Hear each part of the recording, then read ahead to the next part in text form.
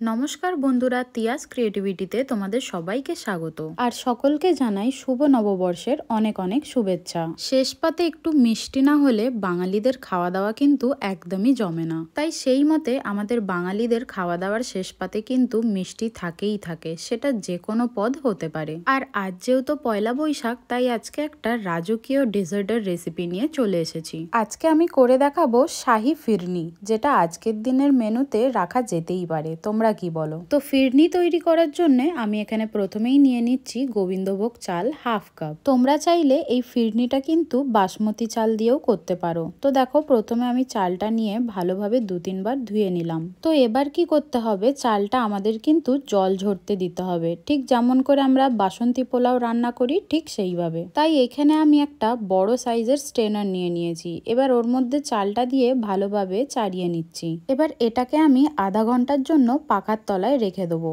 তো দেখো, আধা ঘন্টা পরে চালটা কি সুন্দর ঝুরঝুরে হয়ে গেছে, তার মানে চাল থেকে জলটা খুব ভালোভাবেই ঝরে গেছে। এবার আমি একটা মিক্সার গ্রাইন্ডার নিয়ে নিলাম। এবার আমাদের গোবিন্দভোগ চালটা এর মধ্যে দিয়ে পালস মোডে একটুখানি আমরা পিষে নেবো। খুব বেশি মিহি করে কিন্তু আমরা পিসবো না, এই জন্যই পালস মোডে পিষতে হবে, যাতে একটু দানা দানা ভাবটা থাকে। তো দেখো, আমি ঠিক এইভাবে চালটাকে গুঁড়ো করে নিয়েছি। এটাই হচ্ছে আমাদের ফিরনি তৈরি করার মেন স্টেপ। এবারে পরবর্তী স্টেপে চলে যাব। তো এখানে আমি গ্যাস ওভেনের মধ্যে একটা কড়াই নিয়ে নিয়েছি, আর ওর মধ্যে আমি দিয়ে দিলাম 1 টেবিল চামচ ঘি। ঘিটাকে গরম করার একদমই দরকার নেই, জাস্ট ঘিটা দিয়ে ভালোভাবে চাড়িয়ে এর মধ্যে আমি দিয়ে দেবো দুধ। এখানে আমি প্যাকেট দুধের ব্যবহার করেছি, আর হাফ কাপ চালের জন্য এখানে আমি নিয়েছি 1 লিটার দুধ। এবার দুধটাকে আমরা ভালো করে ফোটাবো। তো দেখো, কিছুক্ষণের মধ্যেই দুধে বেশ ভালো বয়েল চলে এসেছে। এবার আমি এখানে ফ্লেভারের জন্য দিয়ে দিচ্ছি কেশর। কেশরটা দিয়ে ভালোভাবে কিন্তু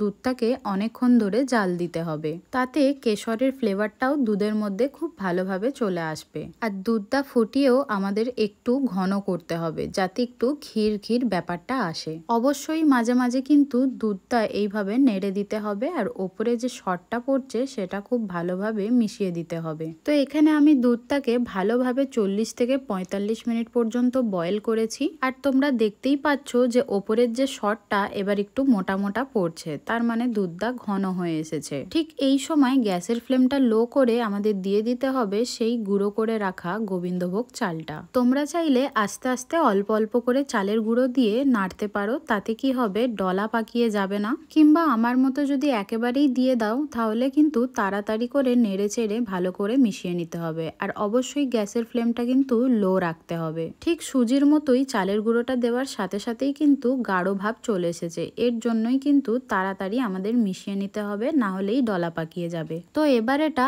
একদম লো ফ্লেমে আস্তে আস্তে করে বয়েল হোক। আর এদিকে একটা পাত্রে আমরা নিয়ে নিচ্ছি হাফ কাপ গরম জল, আর এর মধ্যে দিয়ে দেবো আমি 3/4 কাপ মতো গুঁড়ো দুধ, কিংবা বড় চামচের 4 থেকে 5 চামচ মতো গুঁড়ো দুধ এখানে দিয়ে দিলাম। এবার এটাকে খুব ভালোভাবে একদম মিশিয়ে নিতে হবে। এইটা কিন্তু আমরা এই ফিরনির মধ্যেই অ্যাড করব। যে কোনো ক্ষীর জাতীয় রান্নায়, সে পায়েস বলো কিংবা সিমই বলো কিংবা যাই হোক না কেন, এর মধ্যে কিন্তু এইভাবে গুঁড়ো দুধ ব্যবহার করলে একটা সুন্দর ক্ষীর ক্ষীর ফ্লেভার আসে। তো দেখো, এবার আমি এই দুধটা ফিরনির মধ্যে অ্যাড করে দিলাম। এবার ভালোভাবে মিশিয়ে একদম লো ফ্লেমেই আমি আরেকটু ফুটিয়ে নেবো, যাতে চালগুলো ভালোভাবে সিদ্ধ হয়ে যায়। কিছুক্ষণ পরেই তোমরা দেখতে পাবে যে ফিরনিটা বেশ গাঢ় হয়ে এসেছে, আর চালটাও ভালোভাবে সিদ্ধ হয়ে গেছে। তো এই সময় দিয়ে দিতে হবে চিনি। চিনিটা নিজের স্বাদ মতো দেবে, যতটা মিষ্টি দরকার। তো আমি একটু কমই চিনি দিয়েছি। এর মধ্যে এবার দিয়ে দিচ্ছি এলাচের গুঁড়ো। একদম সামান্য পরিমাণে এলাচের গুঁড়ো এখানে অ্যাড করলাম, মানে ধরে নিতে পারো প্রায় 2 থেকে 3টা এলাচের গুঁড়ো। এবার একটু ভালোভাবে মিশিয়ে আরো কিছুক্ষণ ফুটিয়ে নিতে হবে, যাতে চিনিটা একটুখানি ভালোভাবে মেল্ট হয়ে যায়। তোমরা চাইলে চিনির পরিবর্তে কনডেন্সড মিল্কও ব্যবহার করতে পারো। একদম শেষের দিকে এখানে দিয়ে দিলাম একদম সামান্য পরিমাণে কেওড়া জল। এটাতেই কিন্তু সেই রাজকীয় স্বাদ আর গন্ধটা আসবে। এইদিকে আমি একটা পাত্রের মধ্যে নিয়ে নিলাম 2 টেবিল চামচ ঘি।